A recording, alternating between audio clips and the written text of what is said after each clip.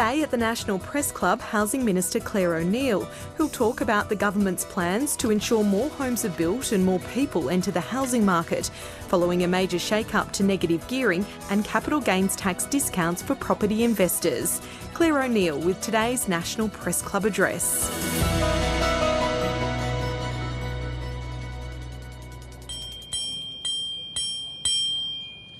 Hello and welcome to the National Press Club and today's Westpac address. My name's Tom Connell, I am the club's president and also an anchor at Sky News Australia, and today we welcome back Clare O'Neil. It's always a busy area, her responsibilities of housing, homelessness and cities. Her speech today is Homes for Australia, reforming Australia's broken housing system. The budget, of course, having those headline announcements recently, which could be seen as 10 years in the making.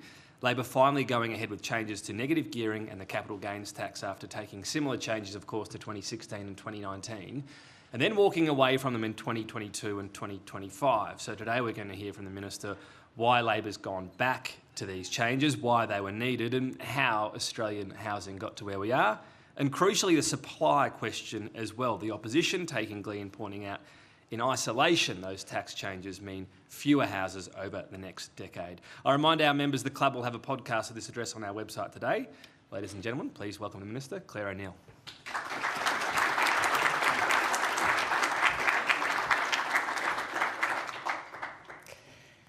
Thank you so much, Tom.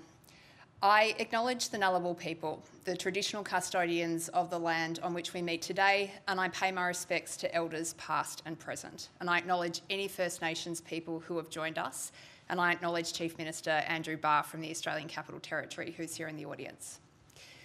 Today, I want to talk about something that is at the heart of the Australian promise: a home. The language of government is so cold and abstract. We speak of tax settings, of pipelines, productivity, targets. The deep meaning of what we are talking about can so easily get lost, and I really don't want that to happen today. Humans need a home to feel safe. It's where we raise our children, it's where we build our future. Housing is not an abstract economic debate, it is full of meaning, it is fundamental. As Housing Minister, I see the damage and the pain and anger when housing goes wrong.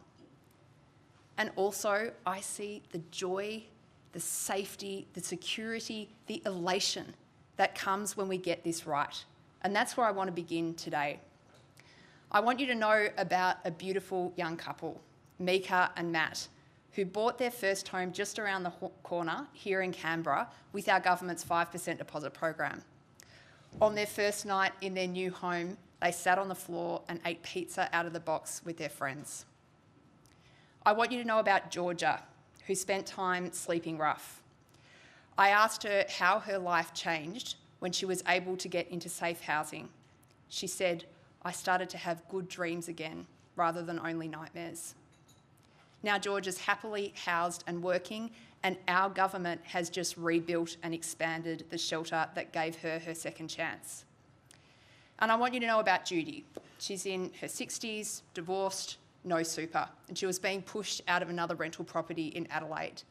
An everyday Australian woman who was starting to ring around homeless shelters.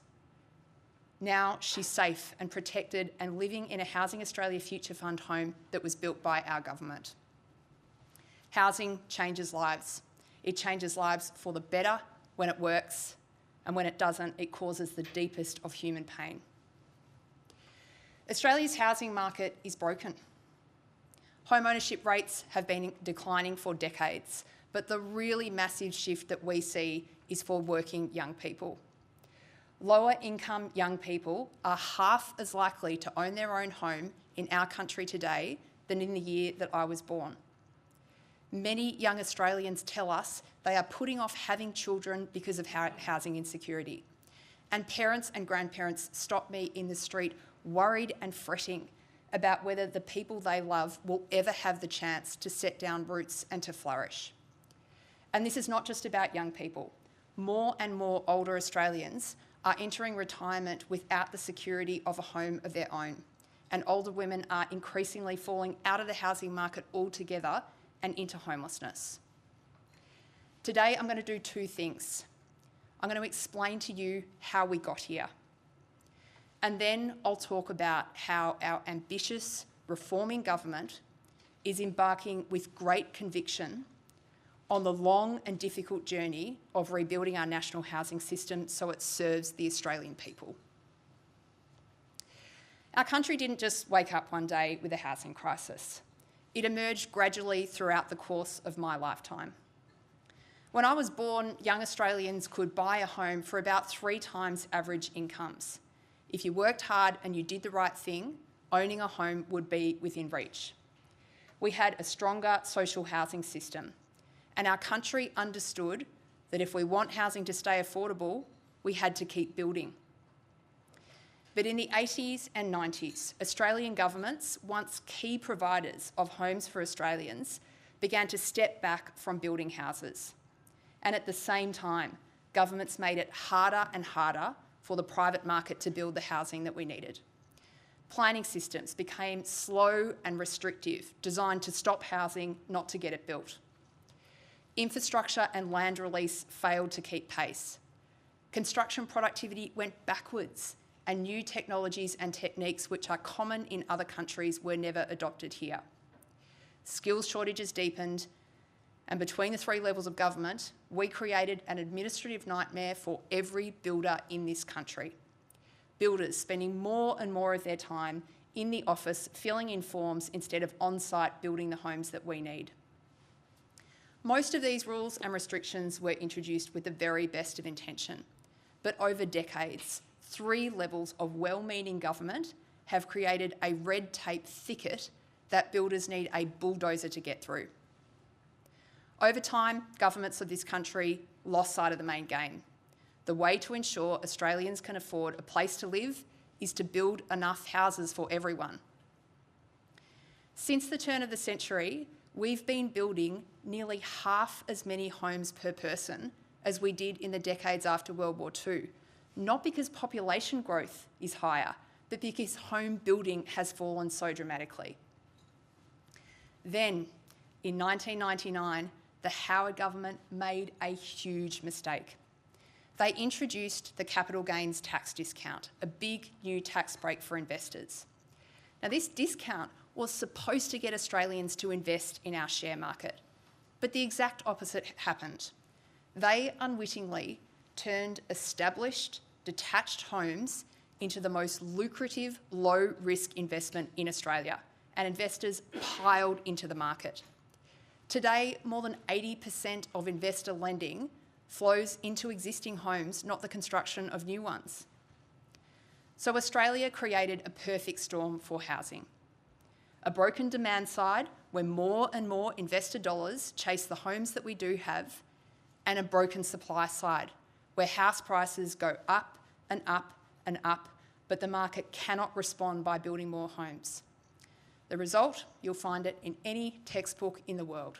House prices sharply detached from incomes, rents surged, and homelessness grew in a country where we should never accept that as inevitable.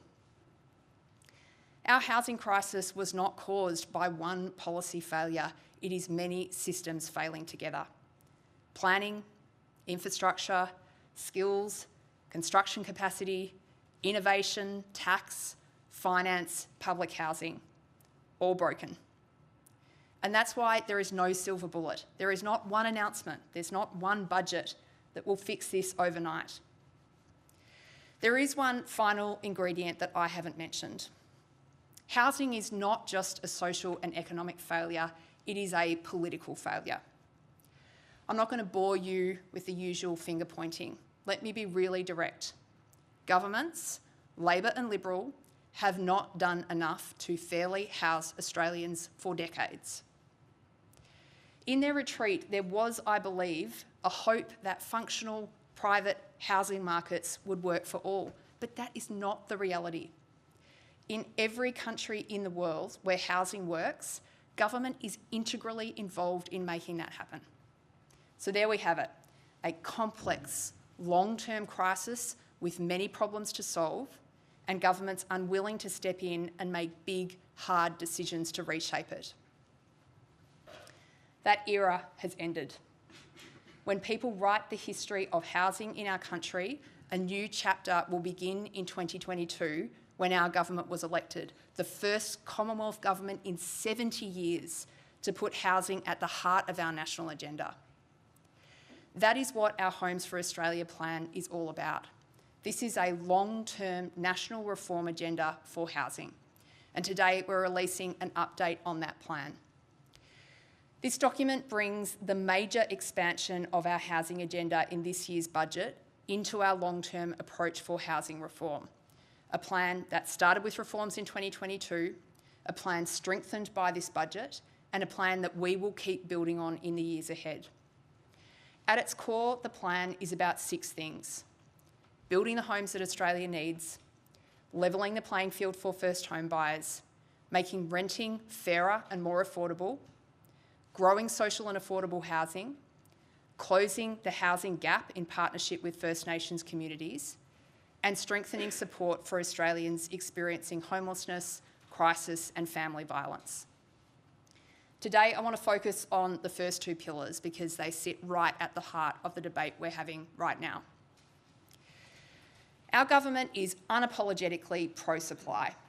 If we want housing to be more affordable for Australians, we need to build, build, build.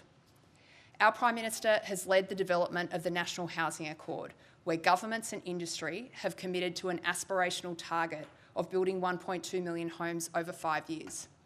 This is the largest home building effort in Australian history, and it's already helping us build a better housing system for our country. Why? Because targets drive change. The Property Council has said, and I quote, "The national housing target is already a success in 2 key ways. Recent widespread state planning reforms have only happened because targets and incentives exist, and boosting housing supply is now top of mind for all Australians." Our ambition for home building has been backed with serious investment and reform. More land, faster approvals, better infrastructure, simpler rules, more tradies, and modern construction. New data from Treasury tells us that Homes for Australia investments are going to unlock 420,000 homes over the next decade, including 65,000 from this budget alone through our new $2 billion local infrastructure fund. Investing in last mile infrastructure, the pipes and the paths, is a huge priority for our government. We're now investing $6.3 billion in this endeavour, with more to come. The National Housing Accord has been 2 years of effort, and we are starting to see real progress. When we came to government, housing commencements had fallen 29% in a single year. Now they're rising again, up 26% over the last year alone. We're making good progress, but we have got a hell of a lot more work to do. And there are 2 big immediate areas for new reform. First, we need to modernise how we build. Countries around the world are using prefab and modular construction to build homes faster, efficiently, and at greater scale. Australia has been slower to adapt, and that's why we're backing prefab and modular housing through a national certification scheme and support through the National Productivity Fund, and a new $40 million investment we're announcing today for a national kit of parts approach. This means building smarter and faster, using standardised components like bathroom pods, wall panels and facades. And this is just the beginning. I am a massive believer in innovation in housing. We have to get faster and more efficient if we're going to get on top of this challenge for the country. Second, we need to keep improving our planning rules, the rules that decide what gets built and where. We need more homes where Australians want to live, close to jobs, transport and services. Yet some of the most desirable parts of our capital cities are absorbing, very unfairly, quite limited amounts of new housing. Restrictive planning is estimated to add about $140,000 to the cost of the average new home. Now, we've seen significant planning reform in some states and territories. We need to see more. And that's why tomorrow I'm bringing together housing, planning and building ministers from every state and territory for the first meeting of its kind in Australian history to discuss the reforms underway and the further changes that we can drive together. Our $2 billion local infrastructure fund will be a part of that discussion. This is not just free money. States can only access that funding if they continue ambitious reform to boost supply. And we're looking at that next wave, particularly on red tape and regulation. We've made a lot of progress on environmental approvals, on planning, on the National Construction Code. Today, I'm announcing that the Productivity Commission will undertake an inquiry into the remaining regulatory barriers which are holding back housing supply, and this will help us build consensus for the next wave of reforms. Building homes matters. So too does the question of who gets to own them. And I think you would have already picked up from my speech that I am fiercely and proudly committed to delivering the opportunity of home ownership to more Australians. If you talk to Australians who are renting, many will tell you that the biggest barrier that they face is the deposit hurdle. Australians are now saving 11 years for a deposit, almost 17 years if they live in Sydney. That's why we expanded Labor's 5% deposit scheme. It brings the time it takes to save a home back to just a few years, and that's where it was decades ago. 250,000 Australians have used this program to buy a home. And I don't care what your politics is. That is a massive number of Australians who have got the keys to their first home because a Labor government saw their aspiration and helped them realise it. But for us, that's not enough.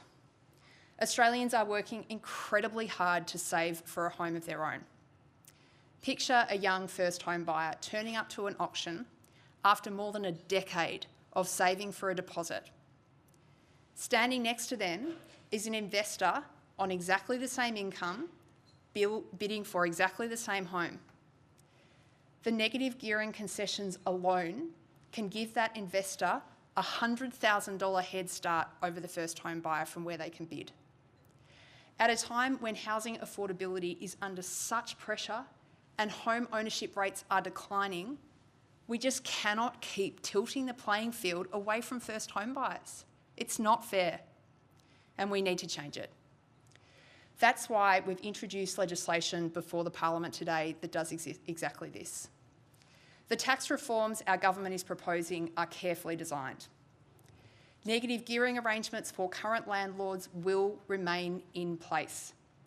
And if you want to get ahead by investing in property, good on you. We will back you. You can still get access to tax concessions, but to get them, we want you to do something for the country. We want you to build a new home.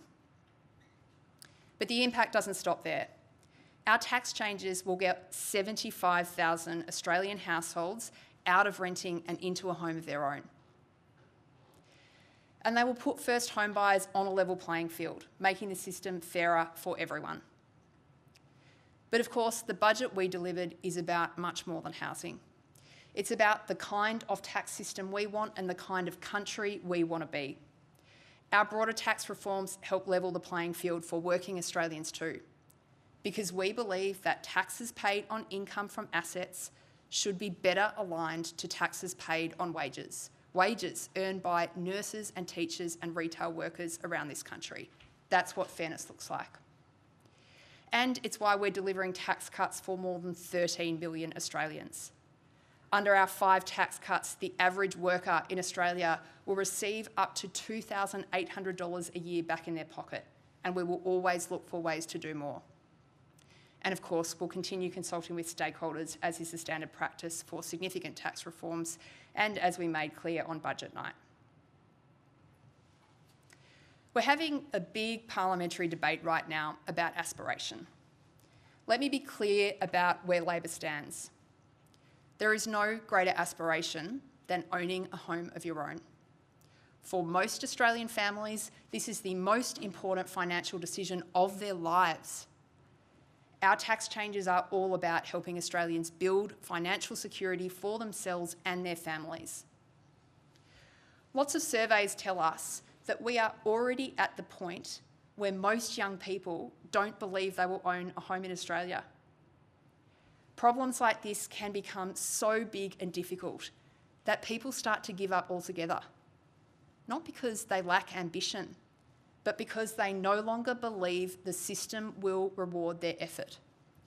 After all, what's the incentive to work hard when the thing that matters most to you is out of reach no matter what you do? And once a country starts losing belief in aspiration, the consequences reach far beyond housing. Helping more Australians buy their own home is central to our plan for housing. It is central to our vision for the country. If we don't step up and act, home ownership will continue to fall further out of reach. And we will end up living in a country where the only way you can get into your own home is if you inherit wealth. That is not Australia.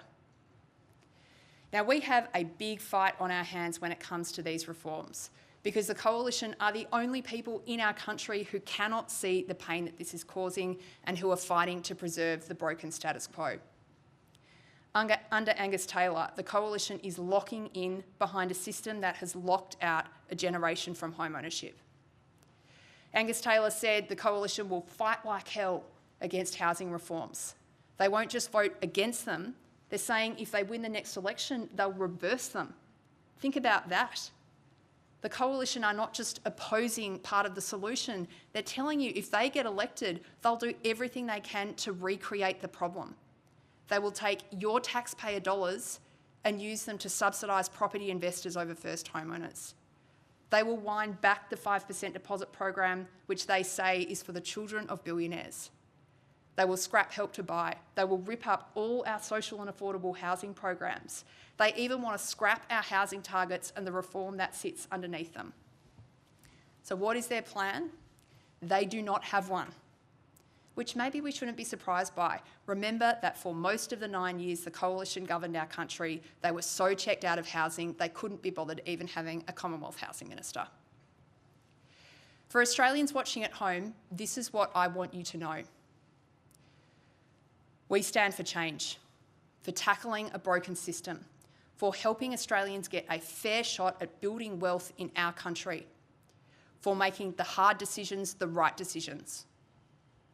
The Coalition are for the broken status quo. No plan for housing, government back, crouched in a ball, pretending nothing can be done. That's the choice facing Australia. Not an abstract debate about housing policy, but a choice about what kind of country we want to be. Do we want an Australia where home ownership is a realistic aspiration for ordinary people? Or do we accept Angus Taylor's vision, a future where owning a home depends on the wealth you inherited, not the work you did for yourself? Our government rejects that future. That's why we have a plan for housing in Australia. It started in 2022, our budget built on it 2 weeks ago, and we won't stop there. There is so much more work to do. Every budget, every election, we are in there pushing for more and more to be done. We are throwing everything at this challenge and tackling it from every angle. Because for our government, we believe that aspiration belongs to every single person who lives in this country. Thank you.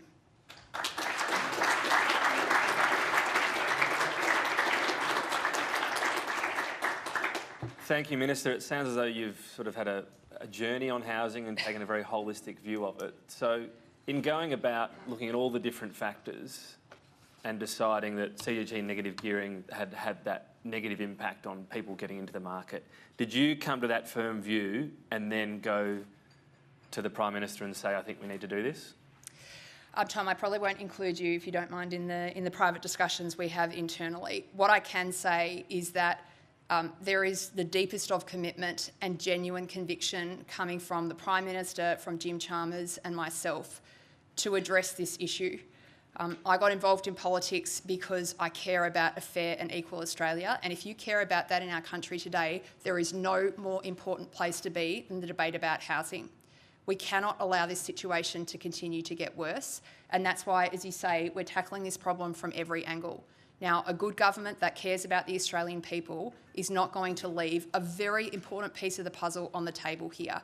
It is absolutely clear that the way that these tax concessions have operated is hurting the housing opportunities of ordinary people, and they must change. You mentioned voters coming up to you. Someone I was speaking to on the weekend said they were looking at rent vesting and they won't do that anymore with these changes. What would be your message to people going, I wanted to rent vest, live somewhere where I couldn't afford to buy, and I can't do that anymore? I hope you told them, Tom, that they can continue to access these tax concessions. To that young person, I'd say, we'll back you if you want to take that approach, but you need to do it on a new home and that helps us with the supply challenge facing the country. But the person you're referring to there is the person we had in mind when we constructed this policy. That is a person who should not have to think over a 15-year period about their plan to get something that was quite achievable for Australians 40 years ago, and that is a home of their own. So the reason that we're reshaping these tax concessions is to level the playing field for first home buyers like the person that you've spoken to, and they alone will get 75,000 rental households into first home ownership. Yeah, I didn't give them financial advice, but I said keep an eye on things. Leave that to me for the National Press Club podium. Yeah. Parliament. You also mentioned the couple having pizza on the floor of their new property. Yeah. How do you think they might feel? They'll have 5% equity if houses drop sort of 10% and they're sitting on negative equity. Would those people who have taken up that scheme, if they do see a fall in house prices, which has been predicted, in particular in Melbourne and Sydney, would they be getting a bit nervous? Tom, the budget papers, I'm sure you're aware, modelled the price impacts of the tax changes that the government is putting forward. And the affordability impact is modest but meaningful. It's about 2% slower growth than we would otherwise see.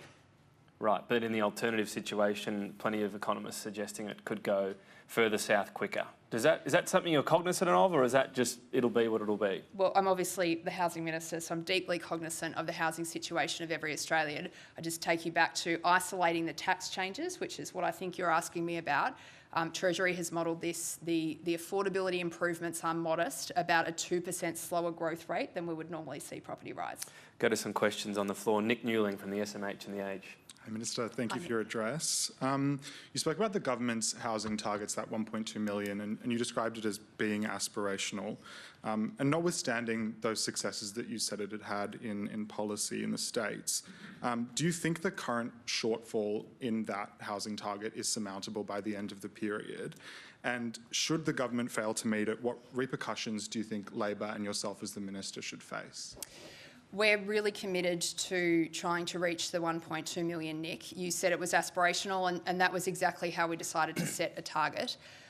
We could, of course, have done the politically conservative thing and just added up how many homes we thought we'd build in 5 years and add a few thousand to that. We didn't do that. That's because the Prime Minister, state and territory ministers, local government and industry agree with our government that we need a step change here. We don't want to see just incremental improvements to housing. We really want to drive a different system for our country. Now, I'm very respectful of your question, but I just come back again to the points I made in my speech. This target has already created massive policy change for the country. We're starting to see the benefits of that. Just on last year, a 26% improvement on commencements. That's really good, but trust me, I'm not stopping there. I hope you feel my passion for this in the speech that I've given you now. Every budget, every MyEFO, every election, I am there with the fresh set of ideas to try to help us address this problem for the country, and I'll continue that work. And on the repercussions side of it, do you hold personal standards for that? Are there electoral voting expectations in the elections that you think might happen if those targets aren't met? Look, I'm really committed to these targets, and I'm doing everything we can, and the government is doing everything that we can to meet them. I might just point out, and I'm not saying this to point the finger, but I think you'll understand the states and local government have a really, really important role to play here. Now, that has been used as an excuse by other political parties and other prime ministers to say we're not going to engage in housing. We've actually taken the opposite view, and I think we deserve a bit of credit for that. The Commonwealth can't control this problem completely. We can't solve it on our own, but it's not going to get solved without our encouragement and leadership, and that's the attitude we take to the targets. Thanks, Nick. Isabella Tolhurst from the ABC. Hi, Minister. Thank you for your address. You've argued that negative gearing should better support housing supply in changing it to only apply to new builds. But if new builds are often seen as less attractive to investors because of higher costs and lower yields, realistically, how much does the government expect behaviour to change? Time will tell. We will see. We've seen some really encouraging signs since the budget announcement. Harry Triggenboff, who's a major developer, as you know, in New South Wales, has talked about the fact that he sees that investors will see new housing as now at the top of their list of things to invest in Australia. There's been some really good reports out of home builders for the impact of what they've seen in the last couple of weeks. What I would say is that this is the most pro-supply way to make this change. We want people to invest in housing. And I'm sure you've seen all the charts in the budget papers. One of the real shortfalls of the previous way that the CGT and negative gearing regimes interacted was that it actually punished people for investing in apartments. That will change. With the new CGT options available for investors, we should see more investment in the kind of housing we need most, which is infill housing in our middle ring suburbs. So as well as that, just remind you that this was a package as a whole in the budget. We are a firmly pro-supply government because we see that the answer ultimately to affordability in our country is we've got to build more housing, build it more quickly.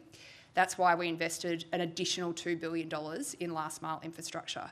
If you talk to developers around the country, they will tell you this is one of the biggest barriers in getting housing developments off the ground right now, and it brings our investment up to $6.3 billion. I hope you won't mind me mentioning to you that is 50 times what the Coalition spent in 9 years in office. Thank you. Thanks. Quite often for a, say, lower middle income family with kids, if they want to get that old quarter acre block dream, they go out to a new build, to a greenfield site. That's the more affordable aspect. Is that going to be harder for them now because investors will all be pushed towards new builds? Well, that family that you're talking about right there, Tom, that's exactly who this policy is designed for. What we're trying to do is put them in a premier position at auction against investors who are backed by tax concessions. So they're going to have a range of options in the market, and I hope these new builds will help them get access to more housing. So is there any work done, though, on the fact that investors will presumably go more after these new builds? If an owner-occupier wants to go for a new build, it'll actually get a little bit harder? Well, what I can tell you is the net effect of this is a slight slowing of house price growth and tens of thousands of more people who go from renting into home ownership. Okay. Jack Quayle from The Australian. Thanks very much, Tom, and thank you, Minister, for your address and taking our questions today. The tax changes in the budget have been sold by you today as supporting young Australians into home ownership, and that certainly may be so for negative gearing and your changes to the capital gains discount for property. But you're also extending your CGT changes across every asset class, and you're also making some changes to some trusts.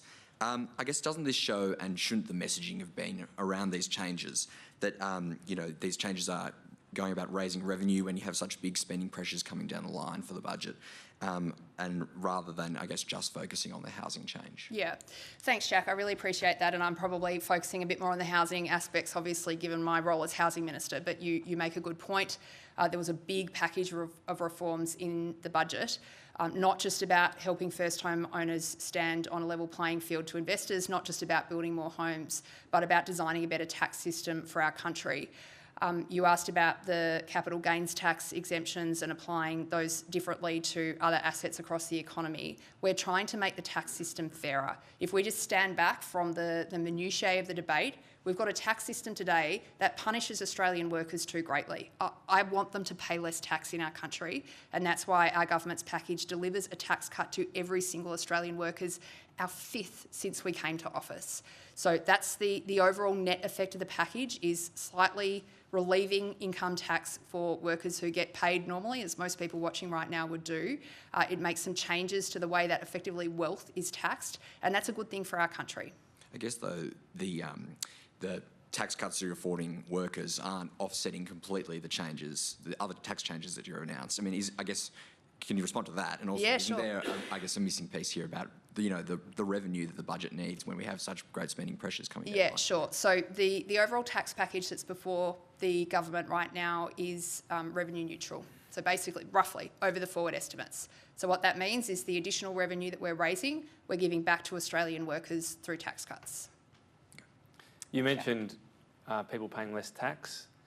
Anyone buying a house pays a lot of tax when it comes to stamp duty. I note the Chief Minister in the room, he's sort of abolished it partially. You could be popular if you take charge and get the states to abolish it. Is that something you're looking to, a national approach? It's described as inefficient. What are your thoughts on that? Yeah, look, I'm really respectful of that question, Tom, but I need to leave that one to state treasurers. This is completely within the purview of our state and territory governments, and I'll leave it to treasurers to respond to you about that. It's crucial within housing, though. Is it something, you've gone one big, bold reform? Look, I would love to live in a world where the Commonwealth gets to control the states completely, Tom. That is not the world that we live in. on this and many other matters. No. Okay. So this is for state treasurers. They don't need my advice about how they run their books, so I'll leave it to them. Leah Jurkovic from the AFR. Thanks for your speech, Minister. You asked us to picture first home buyers at an auction, but Westpac research estimated that housing market turnover is set to decline 20% over the next 18 months due to high interest rates and the changes to tax in the budget. And RBA forecasts are also markedly less optimistic than Treasury's forecast for dwelling investment over the next few years.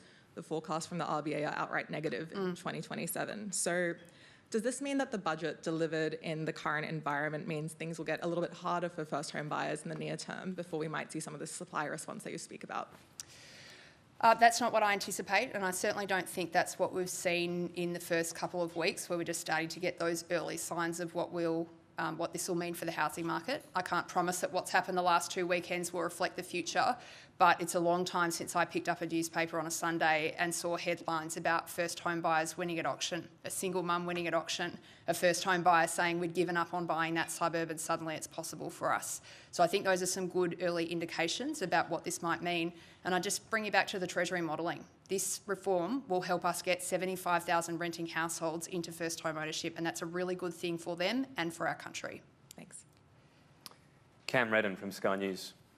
Minister, thank you very much. On the subject of wishing you could control state premiers, the New South Wales Premier, Chris Minns, today is requesting federal funding to help with the resettlement of the women and children who've arrived home from Syria. That could include housing costs, other things like counter-terrorism and other things. Is that funding the federal government is open to providing, and do you have any idea of how much might be required? Yeah, Cam, I really appreciate that question. I just don't have that information. That's something the Home Affairs Minister would be managing, and you need to direct that to him. But is it something the government would consider? Again, I'll just leave that to the Home Affairs Minister. It's quite a long way from my housing portfolio. Okay, thank you. Alan Ransley from the Courier Mail. Thanks, Minister. The budget contained modelling suggesting that rents would increase by about $2 a week in response to the tax changes. Where did the modelling show that it might actually raise rents by even more than that? And what were the assumptions in that modelling in terms of inflation and how many new houses would need to be built to keep rents increased at just $2 a week? Thanks, Ellen. Really good question. And this is all about renters and making sure they get better opportunities to get into a home of their own. So you're right, Treasury did model the impact on rents. The impact on rents is, according to the Treasury model, very minor. Why is that? That is one of the main reasons that the government chose to grandfather existing negative gearing arrangements. Everyone who is offering a rental property right now will face no changes to the way that their negative gearing concessions work, and that's going to be an important thing for renters. And I know there's a bit of a debate about this, and you've had some Liberals out with, very shoddy modelling saying that that Treasury estimate is wrong. Could I just encourage everyone in this room, everyone watching at home, don't listen to the politicians on this one. Go to the rental advocates. Go to ACOS, go to Better Renting, go to National Shelter. These are organisations that have decades of experience advocating for the renters of our country, and they are fiercely supportive of what our government is doing. Are rental prices, though, a canary in the coal mine? Will you keep a close eye if they're going up more than expected, perhaps? The impact before of negative gearing was more than you realised? Tom, I'll keep an eye on all of this very closely. It's my obsession, this work I do in housing. Of course I will, but if you just think about the economics, we've got grandfathered arrangements for everyone who's existing in a rental property at the moment, and then a big push on new home building. Ultimately, the ultimate net effect of the budget will be to put downward pressure on rental prices, and that's because we're increasing supply. Over that medium term, though, if it's going up more than expected, what will that be down to, do you think? Look, I'm going to go off what the Treasury modelling says, because that's the information that we have right now. And again, I'd come back to these advocates, Tom. People will try to make arguments in this debate about, what they think is going to happen for very political reasons. Go back to the people who've been supporting and pushing for renters' rights for decades and listen to what they have to say. Fair to say that modelling isn't always bang on, though, in budgets? Well, you have your own commentary on Treasury modelling, Tom, but I just take you back to the basic economics. We're grandfathering existing arrangements and building a lot more homes. Jacob Steinman from AAP.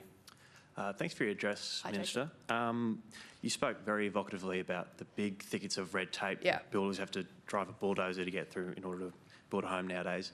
A lot's been made of the size of the National Construction Code, how that's blown out, and how new elements requiring energy efficiency and disability access requirements, adding additional burdens for builders. You've frozen the construction code, but that isn't really removing the red tape.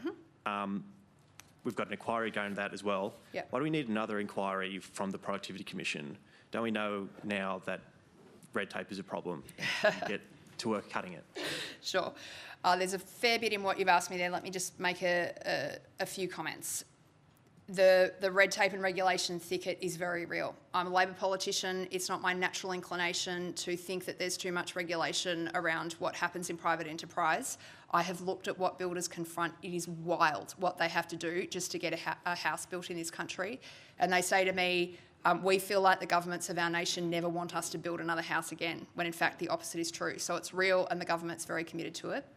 We control a few big pieces of that administrative nightmare that we've created for them. One of them is the EPBC, and you probably saw me and Minister Watt stand up earlier this week with spectacular results from the fast-track approach we've set up within the Environment Department to now assess 35,000 homes in a very short period of time, and that work will continue.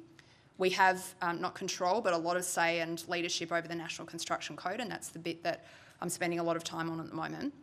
I noticed the Liberals have said they're going to reduce that code down to 200 pages. I've talked to builders about that. They laugh their heads off. That is absolutely ridiculous. We need rules with how we build homes in this country. We just think they've gotten a bit out of control. We've got to have safety rules. We don't want to set up a bunch of people to buy into homes that then fall apart around their ears, and that would be the effectively saying the Commonwealth's not going to have any say in all of this. So we need to get a balanced approach with the construction code.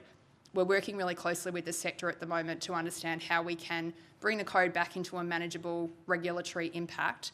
One of the main issues with the construction code, though, is it's so difficult to navigate and use. It's a very practical problem in that we haven't used technology that's available to us to enable builders to be on the 5th floor of a new apartment building and easily access that code. So we made some changes in the budget to address that problem, but that's something that I'm quite focused on. Now, you asked about the Productivity Commission review. Very respectful of what you're saying there. This review is going to, in my view, have a really powerful impact. Why is that the case? Because you're at the Fin review, you probably hear a lot from business. You probably hear a lot from business about red tape and regulation and the frustrations they have. It's quite hard to then get to the point of, well, what are you exactly talking about and where is the exact cost? And that's the work that we need the Productivity Commission to do. With the state ministers, we need some guidance and a set of recommendations to coalesce around about where we go next. So we've picked off the kind of lowest hanging fruit in red tape and regulation. This will help us chart that next reform course. But would you consider rolling back some of the more recent additions to the construction code, like disability requirements and energy efficiency? That's not something that most of the builders that we work with are actually advocating for. They want to see improved standards for things like energy efficiency in Australia. I think it's more about going forward, how do we manage future changes to the construction code, and how do we make sure that we build a process here where the incentive to put something in also creates an incentive to pull something out. One of the reasons that the construction code's become so unwieldy is because the way that we've set up the governance process means it's very easy to add things in and no one's really in charge of having a simplified code that builders can actually use. So energy efficiency is an interesting one. A lot of people want a house like that, but it's the cost and time that it can take that people will say it's slowing down building. Have you looked at whether maybe delays, pulling some things out until we've caught up on housing could be an ideal, less ideal, but better than not having enough houses? It's just not where the discussion's been, Tom, honestly, with the builders of Australia. They're not saying to us, wind this back, pull out all the good standards that we have. Builders of this country do not benefit if we have a housing market where buyers can't trust the quality of the product that they're purchasing in. That doesn't help anyone. They're not really advocating for us to reduce standards. They're saying, hold on a second, this document's become really unwieldy. We need you to refine it and we need you to make it easily accessible.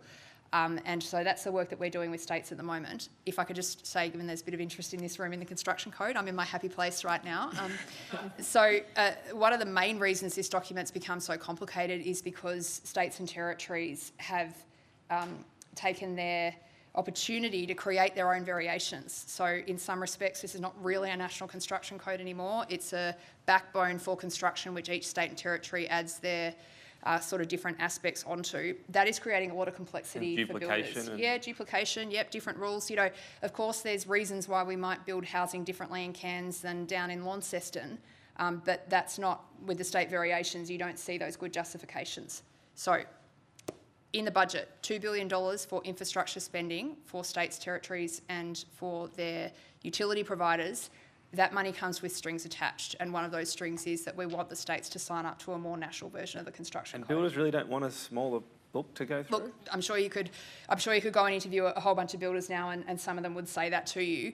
The peak bodies and the advocacy groups that we work with most, that's not generally what they've asked for. They don't want to see housing standards in our country go backwards. They want to see a pause, which we've given them. They want to see us think about the governance process for the construction code, and they want an easier, simpler way to access it. Okay, apologies, I've been keeping Misha Schubert waiting. Misha Schubert, wearing my hat as the Director of the Press Club. Minister, just to further build on those questions around bulldozing the thicket of red tape, and I know you've declined the gracious invitation to direct premiers as to what you think they should do, but I wonder if you'll take it up in relation to mayors. Yeah, oh yeah. And my question is really, you've identified those pieces of reform in the Productivity Commission work and in the looking at the code. Yeah. To what degree is this, are these impediments also being in the gift of local councils and local governments, and what sorts of things are you contemplating wanting to see happen there to smooth and speed these processes? That's such a great question. I'm building a fiefdom here before our very eyes. I love it. So with local government, I'm a former mayor. I love local government. I could not have more respect for this fantastic way that we have this level of government that's so close to the people, that deals with the practical issues that confront them every day. And I think sometime in this conversation we get a little bit lumping all local governments in together. And the truth is that some of them are amazing. Some of them are doing so much pro-housing reform. One of the most common visitors to my office is regional councils who are desperate to help us with the National Housing Challenge, but looking for funding like the $2 billion that was in the budget to help them get it off the ground. So I think most local governments are in the right place, but not all of them. And the people who I have the most objection to are the local councils of those inner city and middle ring suburbs in our capital cities who are not absorbing nearly as much housing as they should be. You know, we've got a growing population. We've all got a responsibility to share the issues that come with that. And we shouldn't have suburbs that are so beautifully located where we've had decades of opportunity to build up brilliant amenities, great local schools, beautiful parks, and then to say we're not going to accept anyone else when we've got the outer suburbs which don't have those decades of investment in amenities absorbing so many new people. So I do think we've got to be really fair about this. If I just come back to the Productivity Commission inquiry, this is exactly the kind of thing that the Productivity Commission is going to help us with. It's really about this thicket of red tape that I've talked to you about, helping us prioritise where we put our efforts. And some of our state governments around the country have done some pretty bold things. We've seen planning reform in this country in the last 5 years that would have been unthinkable in this country a decade ago. I just point you to Western Australia, where pretty medium-sized housing projects are now, as a matter of routine, called into the state government, who have got that big picture, whole-of-state perspective. And I think we'll see more of that to come. Thanks. Ron Meisen from the AFR. Thank you, Minister. And it's a bit of an extension of that question about a 9-minute... You talked about the need for more housing in middle ring and inner suburbs. About 9 minutes from where we are today, there's a proposal to turn a horse adjustment. It's a very Canberra thing to have a horse adjustment 9 minutes from Parliament, but to turn a horse adjustment into a sort of 1,400 apartment development, and that's facing a massive backlash from the residents there. In Sydney, in Balmoral, you've got the proposed sale of HMAS Penguin, the diving school there, and the local council and the local residents say that that's a national security risk and they're pushing back against that. What is your message to the NIMBYs of the world, the people out there who are saying, oh, it's all very well and good that we need more housing, but not in my backyard? Okay, great. Thank you. Can we just give Australians a bit of credit first? I've been involved in town planning for a really long time. I was a mayor 20 years ago and, you know, we were having arguments about where housing would go. they have very little resemblance for the public discussion that we're having about density in housing. We need to build more dense cities in our country, full stop.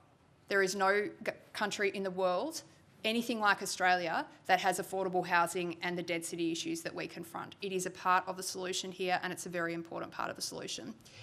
What I increasingly see when I talk to most Australians about this is that for the first time, people are making the connection between the housing development down the street from them and the capacity of their children to get into a home of their own. And that's the connection that needs to be made. And so I wouldn't certainly be on my feet here being sharp with Australians about this. I just think we need to keep explaining to them. Density can be a fantastic thing for our cities. You see huge improvements in amenity when you see good density. And if I went to any city in Europe, I live in the beautiful suburb of Oakley in Melbourne. If I went to any city in Europe which was as far away from the city as I am, I'd step out of the train station and it would be medium density housing, flourishing local economy, and people getting to share in the fantastic life that we get to live in my suburb. When I get off the train now, it's mainly one story as far as the eye can see. But we do need to fix that if we're going to get on top of this for the country. Thank you. Nick Newling from the SMH and the Age. Back onto productivity. With the kit building announcement from today, can you tell us what modelling has been done on how that's going to impact the speed at which houses are built and how many more homes will be able to be delivered in the short term so that we can return to that 1995 level where houses were being built twice as quickly as they are now? So the kit of parts approach, I'll just acknowledge Matt Aitchison, who's in the audience here, is an invention of the Cooperative Research Centre on Housing. It is a $40 million investment that we're announcing today to roll this out effectively to states and territories to integrate into their social housing programs. One of the fantastic things about the kit of parts, which is effectively like building pieces of the building off-site and then going on-site and attaching it together, it's fast, it's efficient, we get much more housing for the same dollar. When you see in social housing a lot of wear and tear on homes, you can actually rebuild the house very quickly and efficiently. So it's a fantastic thing to be doing. That $40 million couldn't be better spent. It's just the beginning, though, for me on housing innovation. I think I mentioned in my address 80% of homes built in Sweden have some aspect of modern methods of construction involved. In Australia, it's 5%. We do need to change that. Now, you asked about modelling. It's not been modelled, the $40 million investment, but what I can tell you is if we keep leaning on this, we're going to build more homes and we're going to do it more quickly. Thanks. There was a crack at NIMBYs before. Are we prefab snobs in Australia as well? Look, what I believe about this is we had a few experiments with prefab and other modern methods of construction in the 60s and 70s and 80s where we built lots of public housing that wasn't particularly well done out of these materials. Can I just say to everyone in the country, that is not what this is about. If you go to Sweden, you will see beautiful homes, perfect homes that are absolutely at Australian quality or higher, which are built using these methods of construction. So we've got a funding issue that the Commonwealth Government is helping to resolve, but I think we've got some attitudes that we need to kind of address as well. And I can say to Australians as Housing Minister, I'd be very happy to live in a home that was built with this methodology. Jack Quayle from The Australian. Thanks again, Tom, and thank you, Minister. I was, before this address, looking at housing approvals data, looking back over the last decade or so, and you talk a lot about the coalition in your address. I mean, under the government, housing approvals peaked around 240,000, dwindled quite a bit, got down to 176,000, came back up again to 223,000 in their final year of office in 2021. And then in 2022, it got right down to 164,000, and it's come up again since then. We're 196,000 in the calendar 2025 year. I guess, what do you attribute that fall post coalition since you've taken government to? I mean, given we have had such a great intervention in the housing market under this government. Yeah. So, Jack, I'd be very careful to attribute anything positive that happened in the housing market to a coalition government that didn't have a housing minister to be keeping a watch of it. Let's be real about this. This was not a subterfuge activity. When Tony Abbott was elected in 2013, he literally said, we're not going to do housing anymore, and that's why they didn't have a housing minister. So I just clarify that point with you first. If you have a look at the research, it's actually really fascinating to look at what happened in those few years where our country built an unusual amount of homes. It had to do with domestic conditions in China, partly, but a lot of this is to do with interest rates. The most powerful driver, really, of what goes on in our market from year to year is what interest rates are doing. And I very much accept the call that we need to do more to build more homes in Australia. That's the central, reason why one of the central parts of our plan. But given where interest rates are in Australia, we're actually building quite a few homes. If you look back at periods where we've had a kind of similar interest rate to today, the very best thing that could happen is for the war in Iran to finish as quickly as possible and for interest rates to come off a bit, and that will help build confidence in the market. I guess it raises the question, though, given interest rates are high at the moment, it limits greatly, I guess, how much government can do at these times. Look, you're making the point that some of what goes on in housing is beyond the control of different levels of government in our country. Previous political leaders have used that as an excuse to not engage with this problem. My strong view is that if we've got an issue facing this country that's hurting millions of people, that's changing what it means to be aspirational in our country, that's leaving a generation behind, no government should stand back and do nothing. So yes, we can't fix everything immediately, but I hope you see we are having a goddamn crack at this thing. Like the update to the plan that we're releasing today is without question building on what was already the most ambitious Australian government agenda on housing in 70 years. And we're seeing good progress, but we've still got a long way to go. Thank you. Cam Redden from Sky News. Minister, thank you very much. You made a comment a moment ago about good density and seeing the one-storey houses every time you get off the train. Just on a quick look at the numbers, so about 40% of new builds are higher density at the moment, so a lot of apartments. And for a two-bed unit, the median price in Sydney, $1.2 million, nearly $1 million in Brisbane, $650 in Perth, $550 in Melbourne. So if people do get that dream of home ownership, the morning after is the reality of that dream owning $1 million shoebox, a lifetime of debt, and sleepless nights every time there's a Reserve Bank board meeting. Thank you, Cam. Really appreciate that. So I think what you're pointing to there is that we've got some real feasibility challenges with building the homes that we need in Australia. What you're talking about is really the impact of high construction costs and construction costs that we saw growing at 17% a year in the immediate post-COVID period. Our government is trying to help bring the cost of housing down, and that will help us build more of it. And the things that are in this plan are all about doing that. So the $6.3 billion that we're investing in last mile infrastructure, that's investment that would otherwise be built into the purchase cost of a home. The things we're talking about with the National Construction Code, with the red tape and regulation. In housing, as in everything, time is money, and we are delaying builders from doing what we need them to do and adding to the cost of every project. So you're kind of looking at things from the consumer point of view, which I absolutely appreciate. From the public policy point of view, you are right in the guts of what's gone wrong here. And it's not one answer, it's many, and that's why our agenda is so fulsome. Is it realistic to still dream of a backyard and a quarter-acre block? Look, it is, but we need to build more housing of every kind because Australians have different preferences and things are changing. You know, if you want a big quarter-acre block, you are probably going to have to move a bit further out from the city than you did 10 years ago or 10 years before that. The thing we need to do is have housing options for everyone. And there's lots of people your age, Cam, who actually quite like living in apartments. You can live a great life in an apartment in this country. So we just need to make sure that there's options available for everyone who needs one. Thanks very much. In Cam's defence, he does love his apartment. So. Also, Cam lives in an apartment. I see. Maybe he's dreaming of the quarter-acre block. Alan Rand from the Courier. There's a lot of lawns to mow, Cam, yeah. Minister, you briefly touched on it, but the war in Iran is having an impact on the housing industry here. We know that there's a shortage of PVC conduit and plumbing pipe. To what extent do you anticipate that having an impact on that ambitious target of 1.2 million homes? If the war doesn't end soon, as you hope it does, how much further behind do you risk falling? We've had Treasury look at this in some detail, so I can speak to you about it quite specifically. This is quite frustrating because actually we'd really turned a corner on housing construction. I mentioned that 26% increase on starts. That's the best number we can get because starts is actually a house coming out of the ground. So 26% in a year is a fantastic result. And then not long after those numbers came out, we had the war in Iran begin. This has created challenges for our builders. Construction's one of the biggest users of diesel in our whole economy. And you mentioned PVC pipes. There's a bunch of inputs in a new house that use fuel.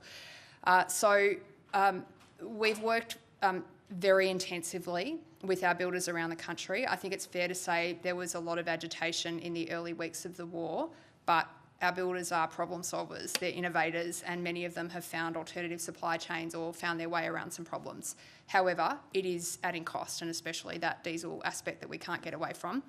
Treasury has looked at this. They've said it will have an impact somewhere between 10,000 and 30,000 homes off the 1.2 million. The big picture message though, the best thing for our country is for our government to secure fuel for Australia, and that's exactly what's happened. You've seen the PM all over the world talking to world leaders, getting us at the front of the queue, and he has got us to the front of the queue. It's a really big and important thing to acknowledge. And we need to keep working with our builders as we go, but let me be really clear, for housing, the end of that war could not come soon enough. You've had a relentless focus on people getting access to homes, and you love a target. What target of home ownership could you go for, or would you like to go for in Australia? Percent of the population, if you like. Yeah, so we haven't set a home ownership target in the document that I'm releasing, but we do have some really clear numbers that talk to how many homes, how many young people we want in homes. 250,000 already through the 5% deposit program. What a massive thing for our country. 250,000 Australians just since we came to government who have gotten into their own home because of a government policy. And then you know the 75,000 number that will be the result of the negative gearing and capital gains tax changes. But would you set one on home ownership? Because obviously there's the other factor of migration, so building houses is great, but... Do we not have enough housing targets for your liking, Tom? Another one would be because that's good. not the feedback I usually get. Yeah. So we've got a lot of targets out there. 1.2 million homes, 55,000 social and affordable homes. We've got our 250,000 first home buyers, 75,000 through the tax changes, and I think I might leave it there. All right, fair enough. Well, I'll leave it there as well. Minister, appreciate your time. You get, of course, a guest speaker membership. Ladies and gentlemen, please thank Wonderful. Minister Clare. Thank you for having me. Thank you.